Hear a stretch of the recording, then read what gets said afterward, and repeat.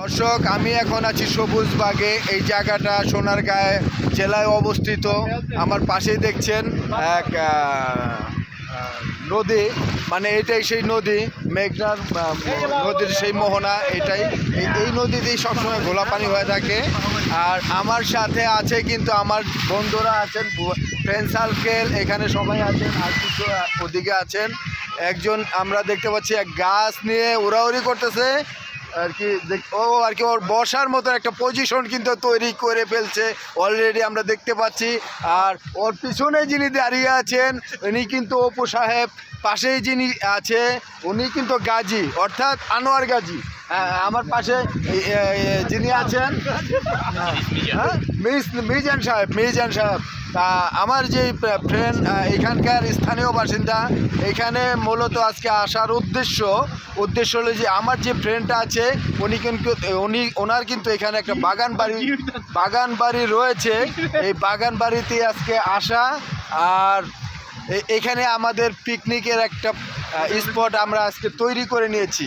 হ্যাঁ, আমার পাশে যে কালো সানগ্লাস পরা দেখতে পাচ্ছেন, সবুজ কালার গেঞ্জি, ওনার নামই হচ্ছে বাশার সাহেব। তুমি একটু এই পাশে আসো। আপনি দেখতে পাচ্ছেন অতি পরিচিত মুখ জনি সাহেব, অলরাউন্ডার বলতে পারি, হ্যাঁ অলরাউন্ডার, বাকিটা বললাম না, আপনি বুঝে নেবেন। রেড কালার গেঞ্জি যিনি আছেন ইনি কিন্তু কালা ইউসুফ ওরফে ইউসুফ মোল্লা। আমরা ইউসুফ ডালি, ওনাকে আমরা রেড কালার গেঞ্জিতে দেখতে পাচ্ছি। ব্ল্যাক কালার গেঞ্জিতে যিনি আছেন ইনি কিন্তু হচ্ছে সেই কাঞ্চন সাহেব। হ্যাঁ কাঞ্চন সাহেব, তুমি এই জায়গাটিতে আইসা, মানে এই যে পাশে যে নদী, হ্যাঁ এই জায়গাটি তুমি কিরকম ফিল করতেছো একটু বলো। আসলে সুন্দর একটা জায়গা, এখানে না আসলে বোঝা যাবো না। আচ্ছা, মানে আমি ভাষায় যে আপনারা বুঝাবো আমি বুঝা পারতেছি না যে সুন্দর একটা ভিউ আর এত সুন্দর একটা আজকে যে আবহাওয়াটা, এটা আরো সুন্দর লাগতেছে। আবহাওয়াটাই এই নদীটার আরো সুন্দর করে দিচ্ছে। অসংখ্য ধন্যবাদ কাঞ্চন তোমাকে। হ্যাঁ, আরেকটা কথা না বললেই না, সেটা হচ্ছে এই নারায়ণগঞ্জ জেলায় বিখ্যাত কিন্তু লিচুতে। এখানে আমরা যে রাস্তা দিয়ে আসলাম সেই রাস্তার দুই পাশেই সারি বাঁধা যে লিচু বাগান, সেটা কিন্তু দেখলাম। আর এখানকার মানুষগুলো এই মেঘনা নদীর মাছ ধরে ওনারা জীবিকা নির্মাণ করে থাকেন। জনি সাহেব, তোমার এখানে আইসা কোন জিনিসটা সবচেয়ে বেশি ভালো লাগছে? এখানে আইসা সবচেয়ে ভালো লাগছে চারিদিকে নদী, তারপরে গাছগাছালি, যেটা আমরা ক্যানিগঞ্জে থাইকা মানে ঢাকা শহরের আশেপাশে থাইকা এই জিনিসগুলো পাই নাই।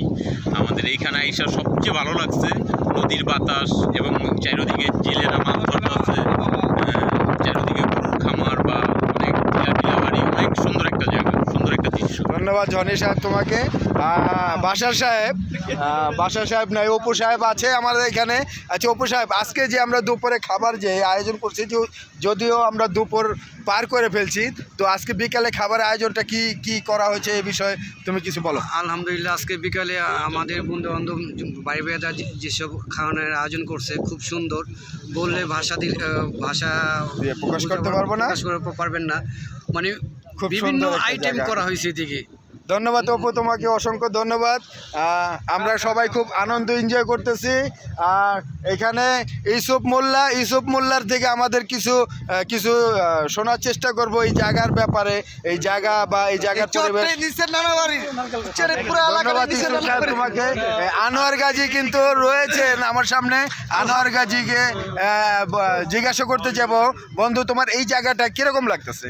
অসাধারণ একটা আলাদা অনুভূতি এর ভিতরে, ঠিক আছে। এখানে হলো না আসলে বোঝা যাবে না এখানের অনুভূতিটা কি, ঠিক আছে।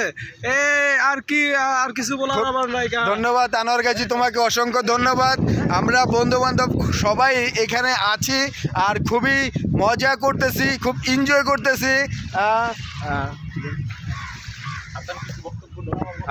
আমার পাশে আছে হাসান সাহেবের থেকে আমরা কিছু শুনবো। আজকে এই ঈদের তৃতীয় দিনে আমরা যে নারায়ণগঞ্জে আসলাম বা এই মেঘনা নদীর যে তীরে দাঁড়িয়ে বা আমরা এখানে যে মজা করতেছি এই অনুভূতিটা হাসান সাহেব থেকে কিছু আমরা শুনবো। কেমন লাগলো? অনুভূতি তো বলার মতো কিছু নাই, সেই অনুভূতি যে এখানে চারদিক দিয়ে নদী, মাঝখানে আমরা একটা সুন্দর জায়গা আছি, তো সব ভাই বেদার নিয়ে খুব এনজয় করছি, খুব ভালো লাগতেছে। অসংখ্য ধন্যবাদ হাসান সাহেব। কাঞ্চন, ধন্যবাদ কাঞ্চন সাহেব, কিছু বলতে চাচ্ছেন না, তো আমিও আর কিছু বলতে চাচ্ছি না। সবার থেকে আমি বিদায় নিচ্ছি। সবাই ভালো থাকবেন, সুস্থ থাকবেন, খোদা হাফেজ।